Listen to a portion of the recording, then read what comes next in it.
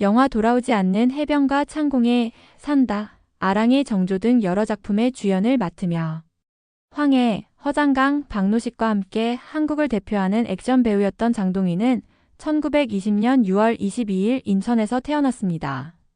1938년 인천상업학교를 졸업했으며 1941년 만주에서 악극단 칠성자에 입단하여 배우 활동을 시작했고 이후 라미라, 대도해, 코리아, 창공, 현대, 새별 등에서 활동했습니다.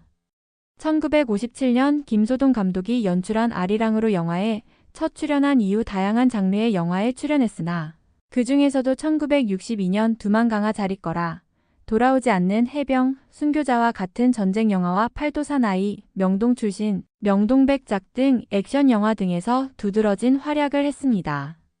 1959년 민극, 1963년 극단 신협의 회원으로 활동하며 연극에도 출연했고 1960년과 1970년대 전쟁 영화와 액션 영화를 상징하는 배우였습니다. 악극배우 출신을 대표하여 배우협회장 등을 역임하기도 했습니다. 1963년 제1회 청룡영화상에서 돌아오지 않는 해병으로 특별집단 연기상을 받았고 1971년 제10회 대종상에서 대전장으로 나무주연상, 1976년 제15회 대종상 영화제에서 어머니로 나무조연상을 수상했고 사후에 한국 영화계에 끼친 커다란 공로를 인정받아 1995년 옥감문화훈장을 수여받았습니다. 지난 2000년 10월에는 춘사영화예술상 예술인상을 수상했었고 한국 영화 발전을 위해 각별한 애정과 활동을 했었으며 딸인 장우선과 장봉욱도 아버지의 뒤를 이어 영화배우로 활동하고 있습니다. 장동희의 애착 작품을 말한다면 아리랑인데 그의 인터뷰를 인용하면 저의 첫 데뷔작으로 가장 많은 애착이 간다. 그러나 현재 필름이 존재하지 않아 너무나 가슴이 아프다. 꼭 이 작품의 필름이 발굴되었으면 한다.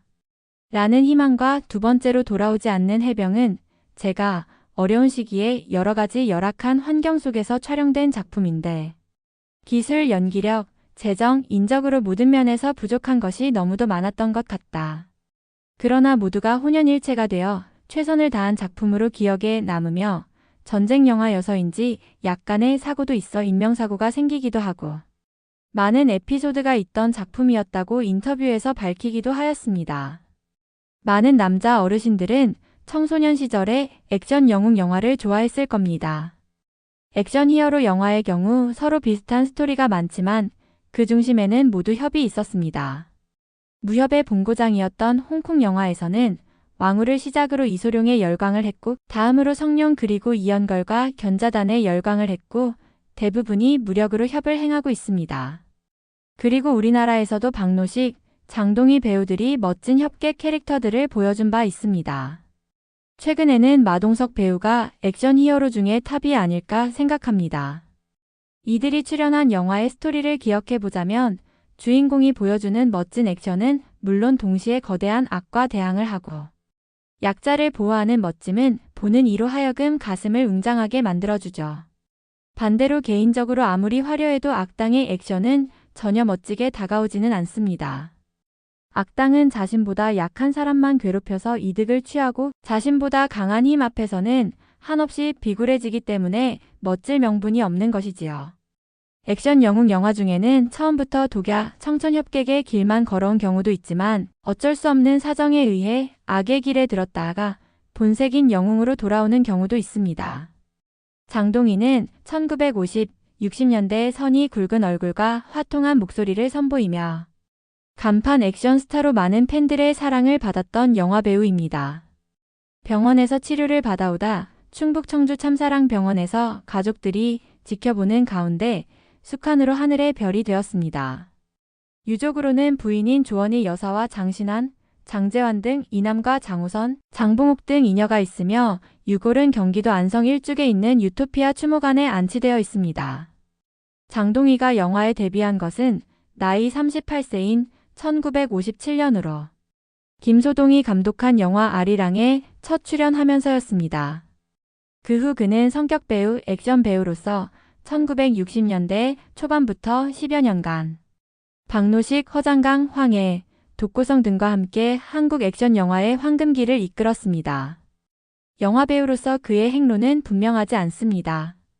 1938년 인천상업학교를 졸업하고 중국으로 건너가 만주에 있던 악극단 칠성자에서 연기 활동을 시작했고, 광복 후에는 악극단 낙천지의 멤버로 있었다는 기록이 있는가 하면 1936년 고교를 졸업한 이후 1939년 악극단 콜롬비아에 몸담으면서 연예계 활동을 시작했다는 기록도 있습니다. 또 6.25 때는 예술단으로 종군, 국군 위문 활동을 벌이며 장병들 사이에서 이름을 알렸다는 기록도 보입니다. 장동희는 모든 배우가 그렇듯 감독과의 만남에서 그의 행로가 결정됩니다. 클린트 이스트우드와 셀지오 레오네, 존 웨인과 존 포드, 알랭 들론과 장 피에르 멜빌이 그렇습니다. 좋은 감독을 만나지 못한 배우는 아무리 재능이 있더라도 한계가 있게 마련이죠. 장동희는 운명적으로 한국 최고의 감독 이만희를 만나 자신의 캐릭터를 확립하는 두 번째 시기를 엽니다. 장동희와 이만희의 첫 만남은 1962년 다이얼 112를 돌려라였습니다. 문정숙을 괴롭히는 잔혹한 전 남편으로 출연해 첫 호흡을 맞춘 장동희는 이듬해 이만희 감독의 돌아오지 않는 해병에 출연하죠. 수륙 양용정 안에 한 사내가 고개를 돌리고 창밖을 바라보고 있습니다. 창밖에는 검푸른 파도가 넘실거리고 적의 폭탄이 바다에 떨어져 물보라를 일으키며 수륙 양용정을 뒤흔듭니다. 사내는 고개를 돌려 앞으로 치르게 될 전투에 대한 불안과 죽음의 공포 때문에 입을 다물고 있는 자신의 분대원들을 바라봅니다. 그는 말이 없습니다. 다만 자신의 분대원들을 바라볼 뿐이었죠. 인천 해안의 수륙 양용정이 다다르면 적의 총알과 폭격으로 수륙 양용정 안의 분대원들은 반 이상 죽을 것입니다. 사내는 아무 말 없이 그들을 바라보는 것으로 그들의 공포를 이해해주고 그들을 격려합니다. 과묵하지만 믿음직스러운 분대장. 그가 바로 돌아오지 않는 해병의 장동희입니다. 장동희는 단호하지만 너그럽고 사병들의 애환과 고통을 잘 알지만 절대로 내색하지 않습니다. 그래서 그는 전쟁광이라는 오해를 받고 부하들 사이에 증오의 대상이 됩니다. 하지만 사실 그는 맡은 임무를 충실히 수행하는 프로페셔널이며 그의 가슴 속에는 부하들의 죽음과 고통을 괴로워하는 피눈물이 흐르고 있습니다. 돌아오지 않는 해병이 흥행에 성공하면서 장동희는 최고의 스타가 되고 미남 주인공을 괴롭히는 악당 조연에서 벗어나 자신만의 독특한 캐릭터를 갖게 됩니다. 한편 1965년 장동희가 출연한 이만희 감독의 7인의 여포로 필름이 압수되고 이만희 감독이 북괴 찬양 반공법 위반 등의 죄목으로 교도소에서 실형을 살 때부터 한국의 범죄 영화는 사라져버립니다. 그리고 인기 절정의 장동희는 그 시기 수많은 영화에서 비슷비슷한 분대장 역이나 악랄한 인민군, 간부역, 미치광이 같은 일본군 장교 또는 헌병 대장 역을 연기합니다. 장동희가 한국 액션 영화를 대표하는 배우가 되면서 시작된 그의 두 번째 시기는 이렇게 막을 내리게 됩니다.